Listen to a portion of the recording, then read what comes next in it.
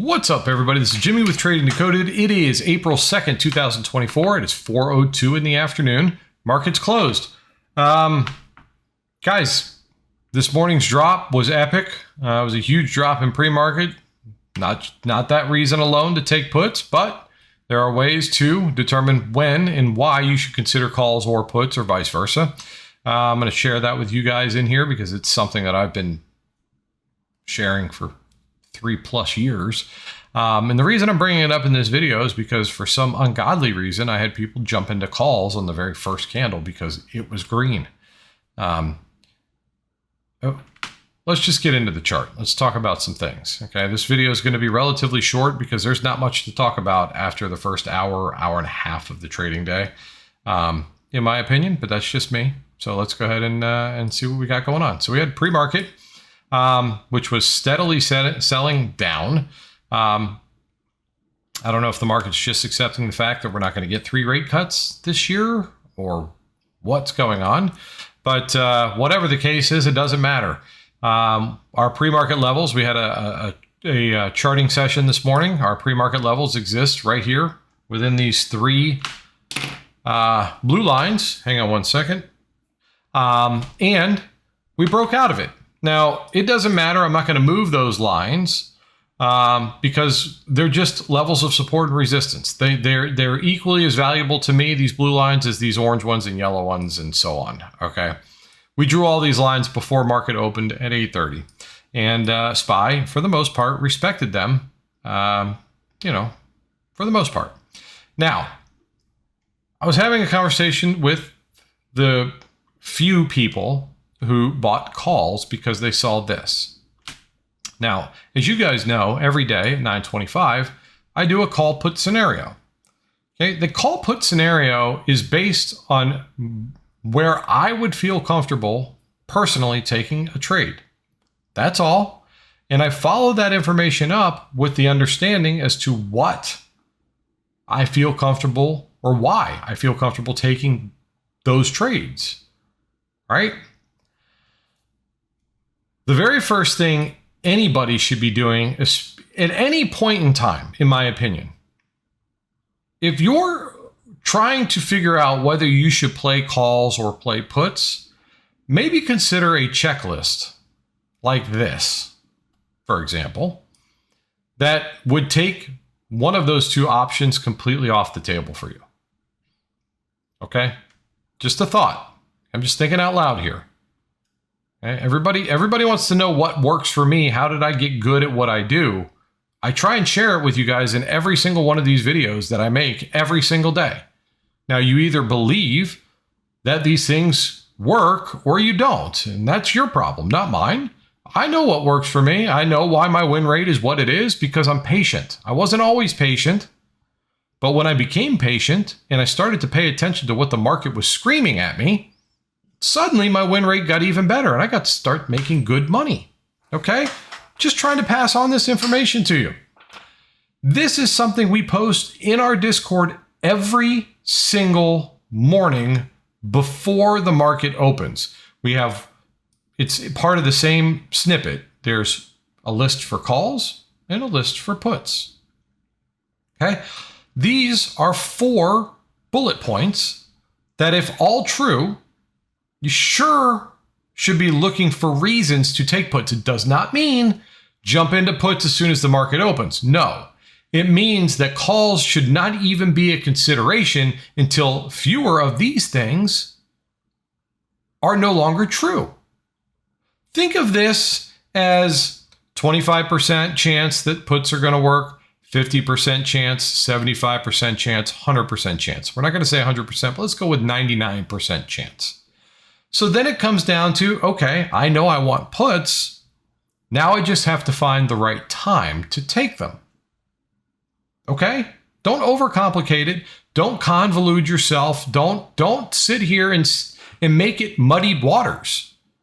Accept the fact that we just had a $3 drop in pre-market. The market's pretty heavy. Your top 10 are bright red. The heat map is glowingly red. ADD is opening at minus 1500 or minus 1600, and we're trending down. I have to know.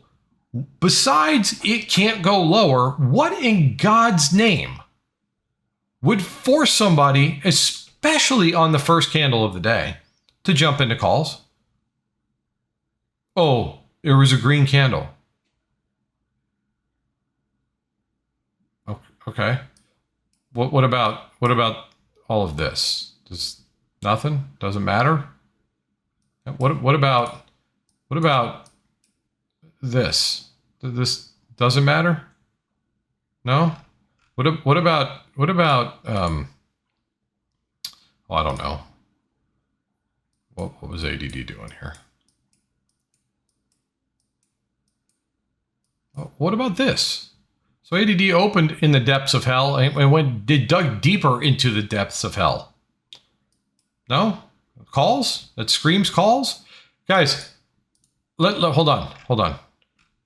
Does this make it any easier? Oh, does this make it any easier for you? Wait, hold on. Maybe this one. Does this help? No? Guys, if you look at this and your natural inclination is to buy calls because it can't, don't trade. Don't trade on today. Okay? Now, I didn't go into the market assuming it was just going to continue to drop, but I do know that there was enough signs in the market to tell me I should be looking for the potential for a continuation of the move that has been clearly shown to us at that point to potentially continue. That's all. Okay, so first trade of the day that I took, along with a good portion of people in the community, was right here, second candle in. Now, what got me into this trade? Number one, the weight of the market. Number two, all of these things were true. So puts were what I wanted to take. Number three, Qs. Now, I didn't like the first candle. I didn't like the second candle very much, but I took the risk because we were proving that this resistance right here was holding. So my stop loss on this trade was very, very tight based on the Qs. Guys, I don't like the wicks necessarily on the bottom of the Qs, but I like the weight of the market. I like the fact that ADD by this point was starting to print red and go down even more. I like the fact that we had resistance close to where we were trying to get in. If we break Q's resistance, I'm going to stop out of this trade. Very simple. Got into the trade. We held. We got a nice candle close below that level, and that was it. That's all it took for me to feel much more comfortable about the trade. Now, we did also breach our put line. So for those who wanted to play conservative, there's your put line entry. Okay, the same place we got out. Now, the reason there's a circle at our put line is because it's not, it's undeniable that there is a level of support we built there in pre-market. So I tell people, if you got in aggressively, i.e. up here, you should be in profit by the time we get down to that line. Feel free to take profits while they're there if you want. Don't hold it if you're not comfortable. Okay? But at this point, Qs were staying below that resistance. They were pushing down. Yes, they pulled back up. But again, I have resistance here that makes me feel good. ADD was still very down in the dumps. I'm holding the trade. Okay? My target was originally 517.64. Now, I cut myself short on a whole lot of extra profit, but I don't care. That right there was a 43.6% win. 43% win in just a few minutes. I'll take that every day of the week. Okay? I played with the market. I followed my rules of when I should be considering puts or calls. And I waited for the right reason to get in. Had a stop loss in place. It was a perfect setup for me, so I took it. After this trade, many of which played it all the way down to this point, which, by the way, is when the Qs were actually touching their support line down here. Wish I would have held to that point. I didn't. You know what our win-loss ratio was in the community at that point? 10-1. For every one red, and at the time there was 9 reds, okay, and just over 100 green traders on the day. Right there, not 10 minutes into the trading day. Massive winning trade for a good chunk of people. They were one and done. That's amazing. That's amazing. Guys, don't you want your workday to end in 10 minutes after you get there? so you can go do something other than work? Just a thought. Just a thought. Well, Qs make it down to this first line of support, and it holds on it for quite some time. We put in a lower high. Jimmy, when would you be interested in calls? I don't even know why this is a thing. So I had to reiterate, guys, my call line is way up here.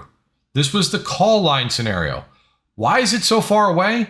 Because SPY is going to have to work its ass off to prove to me that it's worth putting money into calls after a drop like this. And I wasn't even sure I was going to be comfortable playing them there either.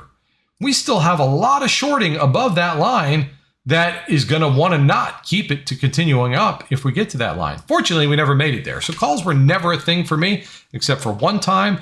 It was announced as a very risky trade, but two criteria needed to be met. And if they both happened, I believe that we would get a little bit of a move to the upside. I would play it like a counter trend trade that it was. That means I would get out at my first resistance point to the upside, but we'll talk about that in just a second. Why enter here? Well, because it's the first time that the Qs closed below this line of support right here, 1010. Guys, if we close below 438.76, I'd be interested in puts because I think Qs has a little bit more room to go down. That would be the reason I would get into SPY puts. Again, right? We were coming off a lower high. First candle that closed, 1010. Right here. Straight down. Straight down to the target on SPY. Right there. 1, 2, 3 minutes. That was a 26.5% win.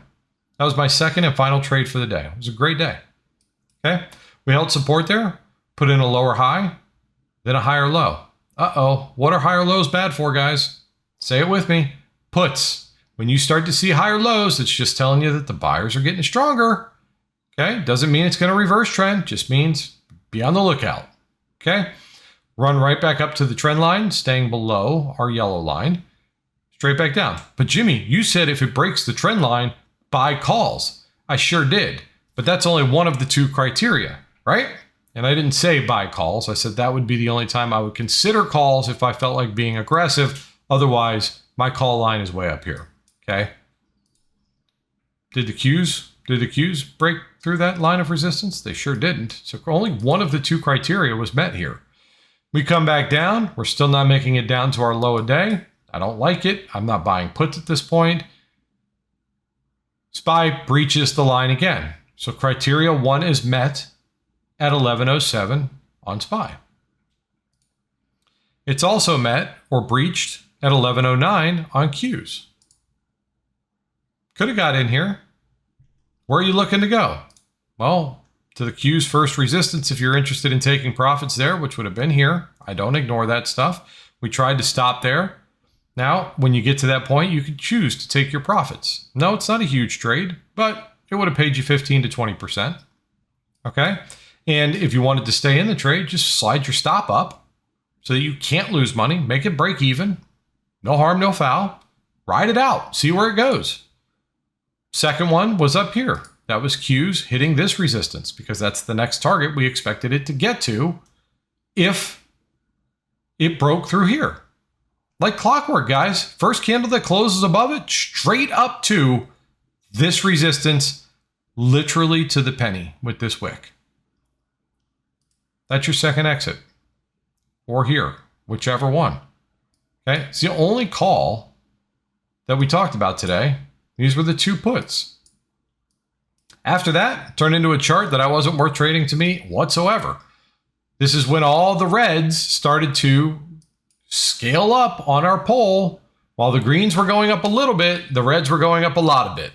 Just like we talked about after our first trade. I said to everybody in the group, guys, just watch. We have a 10-to-1 win to loss ratio right now.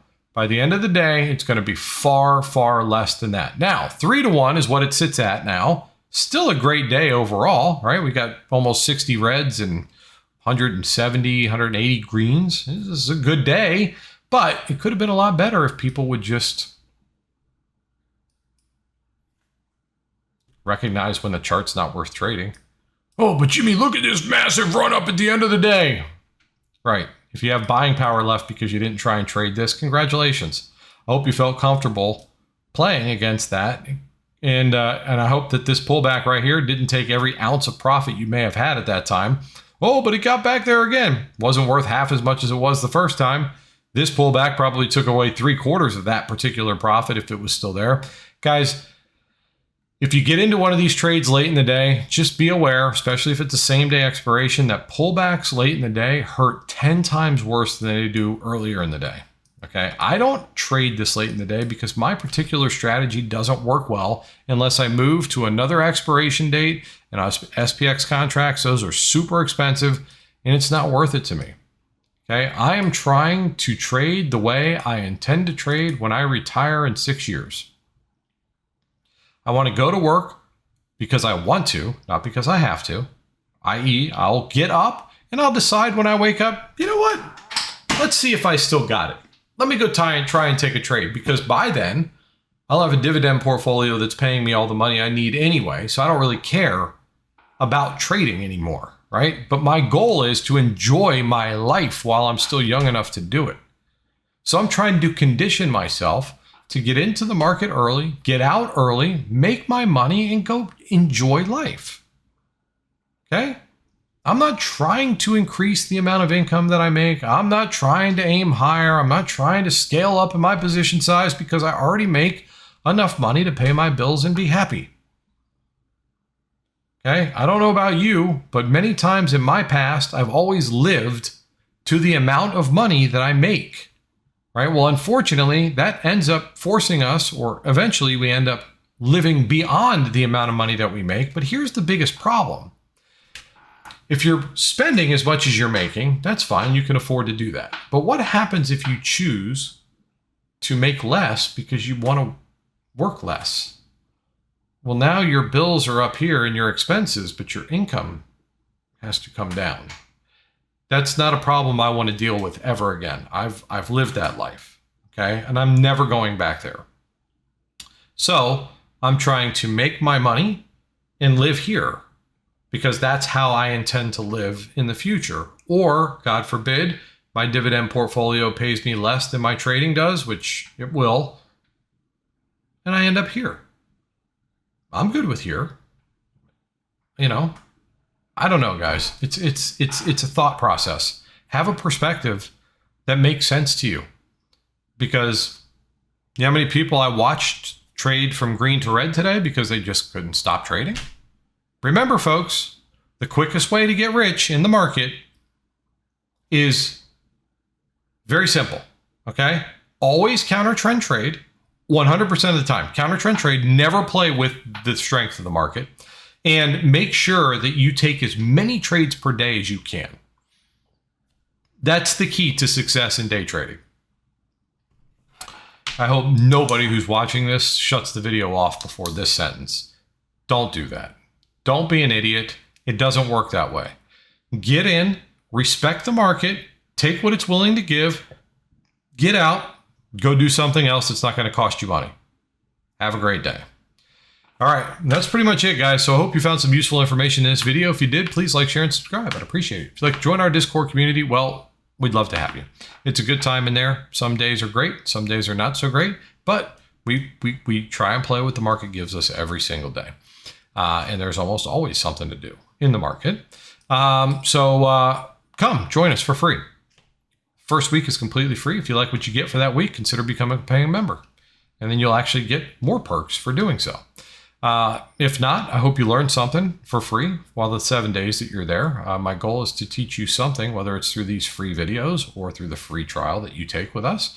You don't have to become a paying member. I do appreciate it, and so do my employees, and so do my bot developers and lawyers and tax people and all that stuff. But yeah, my goal is to teach you something, okay? And hopefully that something helps you become a better trader.